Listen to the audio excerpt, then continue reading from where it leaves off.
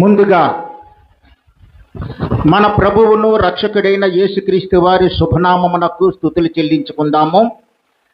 అందరూ స్తోత్రాలు చెబుదాం. దేవునికి స్తోత్రం కలుగునుగాక. హల్లెలూయా. ఈరోజు 2 మహత్తరమైన కార్యక్రమాలు ఉన్నాయి. అన్నిటికంటే ముఖ్యమైన కార్యక్రమము దేవుణ్ణి ఆరాధించటం. దేవుని ఆరాధన తర్వాతే మిగిలివి అన్నీ కూడా. అంటే మనము దేవునికి ప్రథమత్వం ఇవ్వాలి. దేవుణ్ణి మొదట పెట్టుకుని చూడాలి. మొదట పెట్టుకుని, ఇందాక సాగర్ చెప్పాడు, మీరు ఇచ్చి దేవుని శోధించిన ఎడల, మనము ప్రభువా నా హృదయాన్ని నీకు ఇచ్చాను, మరి నా హృదయాన్ని ఇచ్చిన నాకు నీ దీనుణ్ణి నువ్వేమిస్తావో అని శోధించిన ఎడల ఆయన పట్టజాలనంత విస్తారముగా ఆశీర్వాదాలు మీకు ఇస్తాడు. మన దేవుడు నమ్మదగినవాడు. నమ్మదగిన మన దేవుడి దగ్గర మనము అంతే నమ్మకముగా ఉండాలి. మరి ఇందాక చదివిన పరిశుద్ధ లేఖన భాగాన్ని మనము చూద్దాం. 22వ కీర్తన. ఈ 22వ కీర్తన ప్రవక్త రాజు అయిన దావీదు గారు రాశారు. ఆయన రాసిన ఈ కీర్తనలో ఏమి కనపడుతుందంటే బాధ, వేదన కనపడుతూ ఉంది. ఏం కనపడుతుంది? బాధ కనపడుతుంది, వేదన కూడా కనపడుతూ ఉంది. అయితే ఈ కీర్తనను మనము దావీదు రాసిన కీర్తనగాను, ఆయన బాధ వేదనను అనుభవించి రాసిన కీర్తనగాను భావించిన క్రైస్తవ విశ్వాస సమాజములో స్కాలర్స్ ఏమన్నారంటే ఈ కీర్తన ప్రవచన పూర్వకమైన కీర్తన అన్నారు. 22వ కీర్తన యేసుక్రీస్తు వారు సిలువలో పొందబోచున్న మరణమునకు సంబంధించి ముందుగానే దావీదు నోట ఉంచి దావీదు చేత ప్రవచింపచేసిన మాటల సమాహారమే ఆ కీర్తన అని చెప్పి బైబిల్ పండితులు నొక్కి వక్కానించి చెప్పారు. నిజమే. ఆ కీర్తన ఒకవైపు యేసుక్రీస్తు వారి సిలువను, ఆయన అక్కడ అనుభవించిన వేదనను మనకి జ్ఞాపకం చేస్తుంది. మరొక వైపు భక్తుడు, ప్రవక్త, రాజు అయిన దావీదు ఆయన పడిన వేదన, ఆయన పడిన శ్రమ, ఆయన అనుభవించిన వర్ణనాతీతమైన కష్టాలు, నష్టాలు, బాధలు అన్నిటినీ కూడా అందులో మొరపెట్టి ఏడ్చి ఆ దేవుణ్ణి అడిగినట్టు మనకే కనబడుతూ ఉంది. కాబట్టి ఈ కీర్తనలో 31 వచనాలు ఉన్నాయి. ఈ 31 వచనాలలో ఉన్న ఈ కీర్తన భాగాన్ని మనము 3 భాగాలుగా విభజించి చూసినప్పుడు 1 నుండి 11 వచనాలు ఇవి దావీదు అనుభవించిన బాధను, ఆవేదనను తెలియపరుస్తున్నాయి.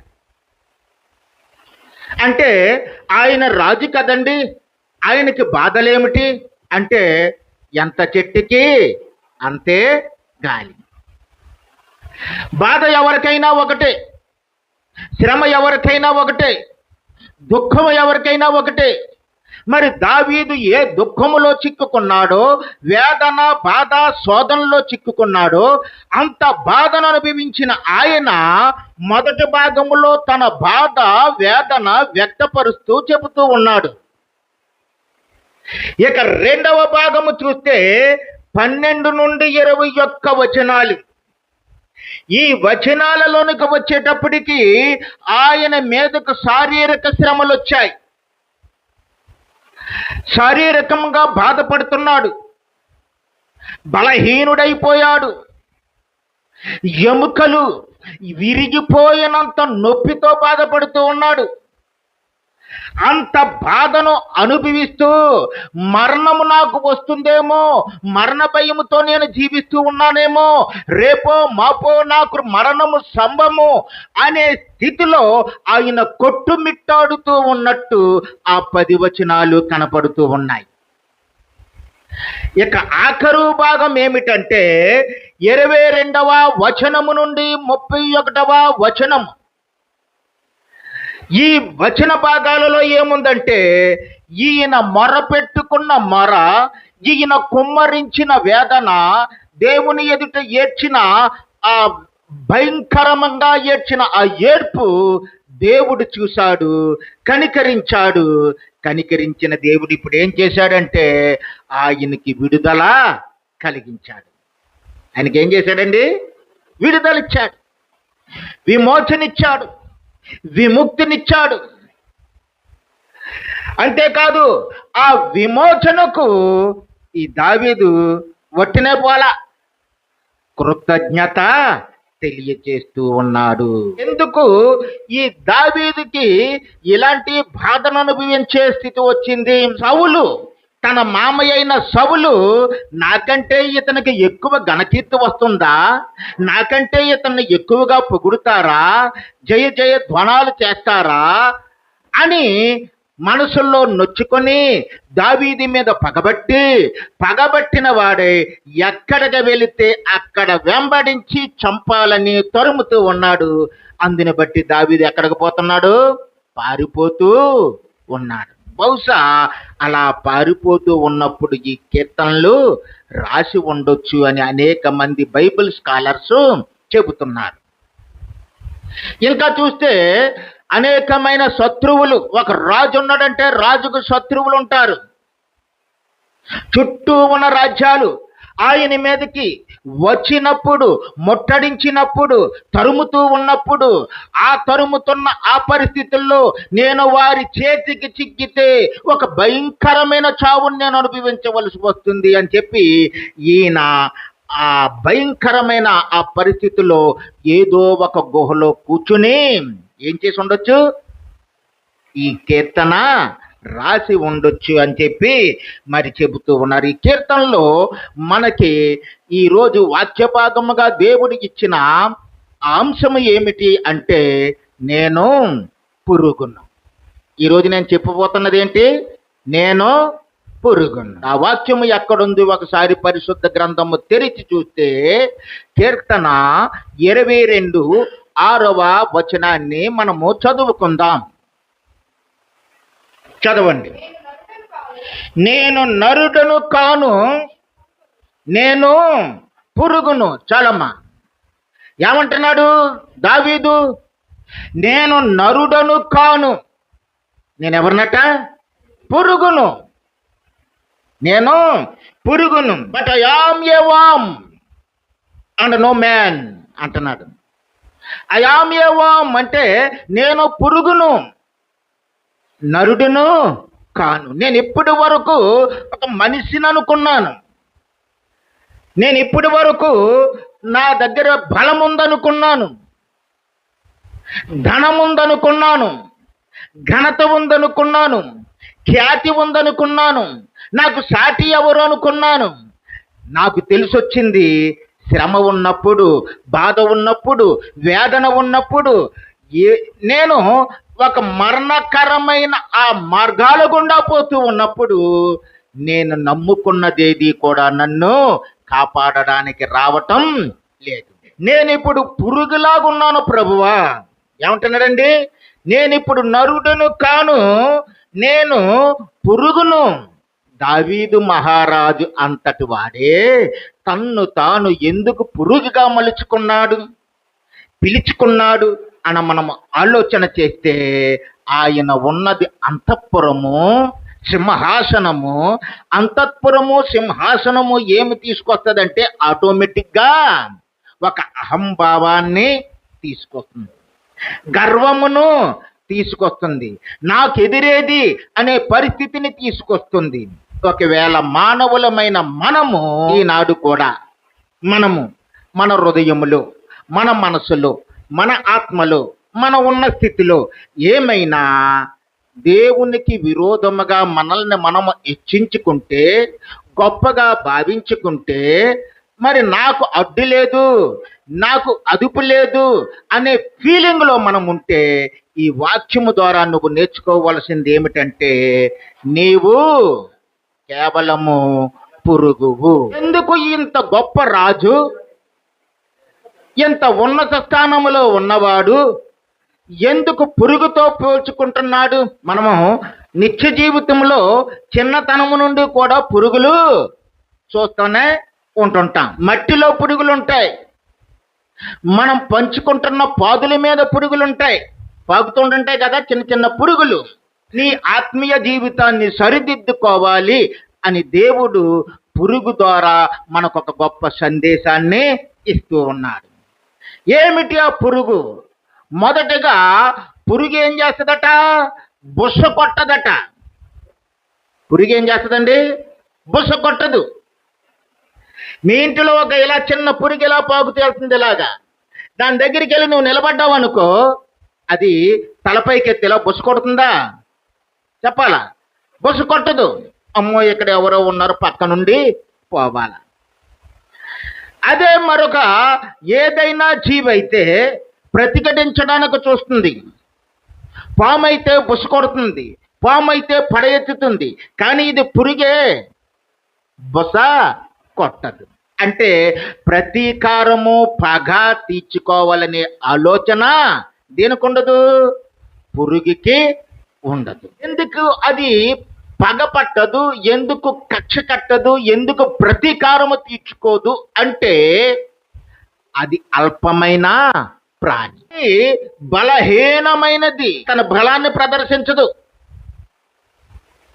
తిరుగుబాటు చేయదు, నీ మీద భయపడి నిన్ను గాయపరచదు. అంతేకాకుండా బుసకొట్టే బుద్ధి ఈ పురుగుకి ఎంత మాత్రమూ లేదు.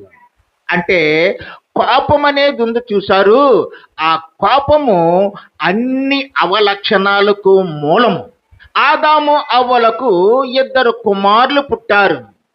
అందులో పెద్ద కుమారుడు కయన్, రెండవ కుమారుడు ఏబెల్. వారు ప్రయోజకులయ్యారు, పెద్దవారయ్యారు. ఒకడేమో వ్యవసాయం చేస్తున్నాడు, ఒకడు గొర్రెలు కాసుకుంటున్నాడు. ఆ రోజుల్లో అవే ఉద్యోగాలు. అలాంటి పరిస్థితుల్లో పంట చేతికి వచ్చినప్పుడు వ్యవసాయదారుడైన కయేను కొంత పంటలో కొంత కోసి తీసుకొచ్చి దేవుని ముందు పెట్టాడు. ఏబేల్ ఏం చేశాడు? అందులో శ్రేష్టమైన గొర్రెని తీసుకొచ్చి వధించాడు. దేవుడు ఇతని తమ్ముడు యొక్క అర్పణను లక్ష్య పెట్టాడు. కయాన్ ఏం చేశాడంటే తమ్ముడి మీద పగబట్టి ఆయనతో తల మీద మోది చంపేశాడు. అంటే ఇతనిలో ఉన్న కోపము, ఇతనిలో ఉన్న బుస కొట్టే స్వభావం ఏం చేసింది? మేలు చేసిందా, కీడు చేసిందా? కీడును తీసుకొచ్చింది.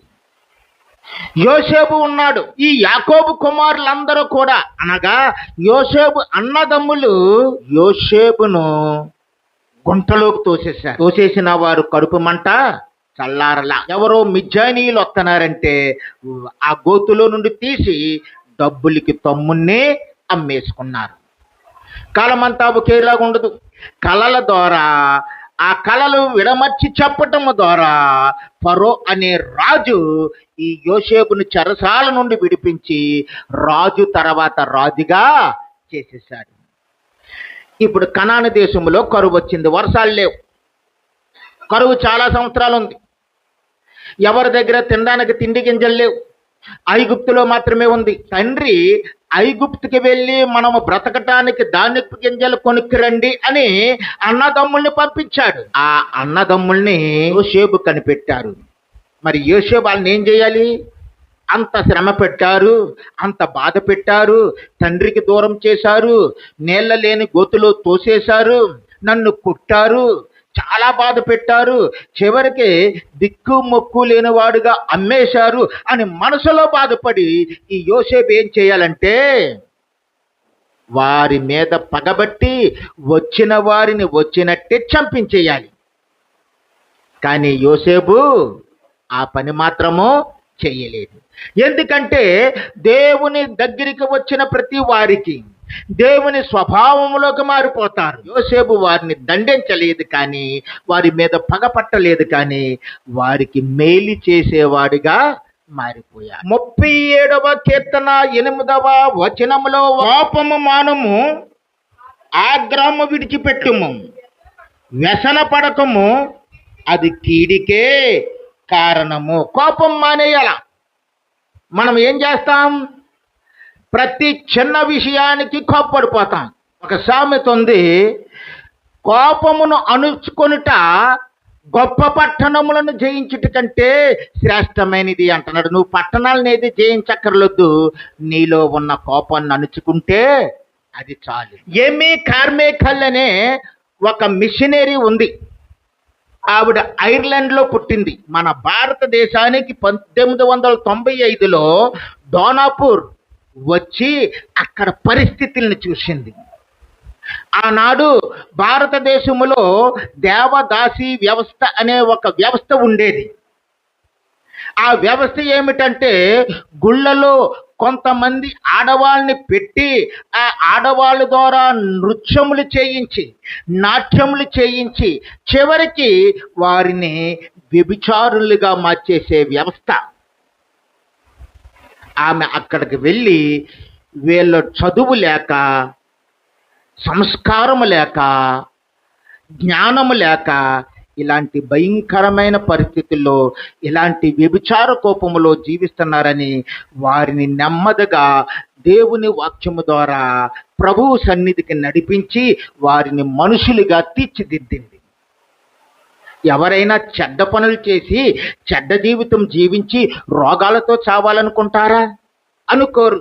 డోనాపూర్ ఫెలోషిప్ అనే ఒక వ్యవస్థను ఏర్పాటు చేసి ఆ చుట్టుపక్కల ప్రాంతాల్లో ఎలాంటి నిర్బంధములో దేవదాసీలుగా, వేశ్యలుగా పనిచేస్తున్న వారి అందరినీ ఆమె ప్రేమతో మాట్లాడి మంచి మనుషులుగా మార్చటము అక్కడున్న వ్యక్తులకు, పెద్ద మనుషులకు నచ్చలేదు. నచ్చక ఆ ప్రాంతంలో ఉన్న ఒక అధికారిని పిలిచి, ఏమండి, ఈవిడ ఆ దేవాలయంలో ఉన్న ఆ వేశ్యలనందరినీ తీసుకెళ్ళి మంచి మనుషులుగా చేసేస్తుంది. ఇలా చేసేస్తుంటే కొన్నాళ్ళకు మన సమాజం భ్రష్టు పట్టుకుపోద్ది, వేశ్యావృత్తే లేకుండా పోతుంది. కాబట్టి ఆమెను మీరు కట్టడి చేయండి, ఆ సేవలు చేయకుండా ఆఫ్ చేయండి, ఆవిడ యొక్క ఫెలోషిప్ను క్లోజ్ చేయండి అని చెప్పి ఒక ఆఫీసర్ను పంపించారు. ఆ ఆఫీసర్ వెళ్ళి ఈమెనేం చేశారు? ఎమీ కార్మెల్ని బెదిరించాడు, కోప్పడ్డాడు, నలుగురిలో దూషించాడు. దూషించడమే కాకుండా అనేకమైన మాటలతో సిగ్గుపడేలాగా, తలదించుకోలేలాగా అందరి ముందు మాట్లాడాడు. ఈయన మాటలకి కోపం వచ్చింది, కానీ ఆ కోపాన్ని ఈమె ఎంత మాత్రము బయటికి వ్యక్తం చేయలేదు. ఎందుకు వ్యక్తం చేయలేదు? ఆయన తిడుతున్నంతసేపు ఒక వాక్యం గుర్తొచ్చేదట ఈవిడికి. ఏమిటి ఆ వాక్యం అంటే, లూకా సువార్త 6వ అధ్యాయము 27వ వచనం చదవండమ్మా. మీ శత్రువులను ప్రేమించుడి, మిమ్మును ద్వేషించు వారికి మేలు చేయి. ఆ వాక్యం గుర్తొస్తూ ఉండేదట. ఆయన తిడుతూ ఉండేవాడు, ఈమె లోపల కోపం పెళ్ళుపుకుతూ ఉండేది. ఎలాగ కోప్పడకుండా ఉండాలి? దేవుడు వాక్యం చూపించాడు. ఏమిటి ఆ వాక్యం అంటే, మీ శత్రువులను ప్రేమించండి. శత్రువులను సైతం నువ్వు ప్రేమించగలిగేదే క్రైస్తవ జీవితం. యేసు ప్రభువుని సిలువ వేస్తూ ఉన్నారు. ఇప్పుడు ప్రభువు పైనుండి ఏమని పలుకుతున్నాడంటే, చనిపోతూ, తండ్రి, వీరేమి చేయుచున్నారు, వీరెరుగర గనుక వీరిని క్షమించు. ఆ కోపాన్ని అణుచుకుంది. మీ కార్మెల్ ఆయన దగ్గరికి వెళ్ళింది.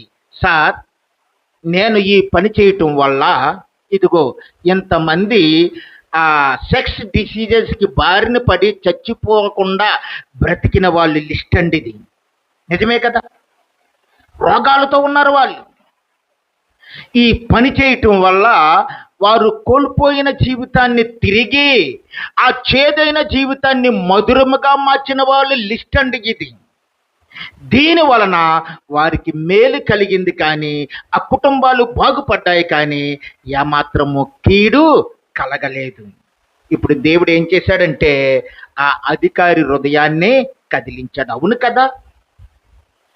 అక్కడ ఉన్నదే ఒక నీచమైన వ్యవస్థ, భ్రష్టు పట్టించే వ్యవస్థ. ఆ వ్యవస్థ కోసం పోరాడి అందులో ఉన్న వారిని బాగు చేస్తుంది ఈమె. ఈమె మీద వీళ్ళు ఫిర్యాదు చేస్తున్నారేమిటి అని వాళ్ళని పంపించేసి, మేడం మీరు చేస్తున్నది మంచి పని, కంటిన్యూ చేయండి అన్నారు. దేనివల్ల? కోపము నణుచుకోవటం వల్ల. దేవుడి పని ఎప్పుడు కూడా కోపముతో కొనసాగదు. దేవుడి పని ఎప్పుడు కూడా ప్రేమతో, దయతో, కరుణతో నువ్వు ఎదుటి వారిని చూసినప్పుడు ఆ ప్రేమ, ఆ కరుణ ప్రభువు దగ్గరికి వారిని దగ్గరికి తీసుకురావడానికి ఉపయోగపడుతూ ఉంది. ఇది అదే చేసింది ఈమె.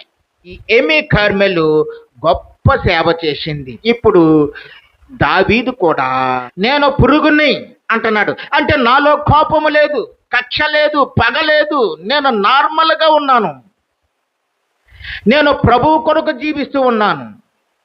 ఈ దావీదు అయ్యా నేను పురుగు వంటివన్నీ, పురుగుకి ఎలాగైతే పగ ఉండదో, బొసగొట్టే పరిస్థితి ఉండదో, నేను కూడా అలాగే ఉన్నాను. నా శత్రువుని నేను ప్రేమిస్తూ ఉన్నాను. ఇక రెండవది, ఈ పురుగుకు వెన్నెముక లేదు.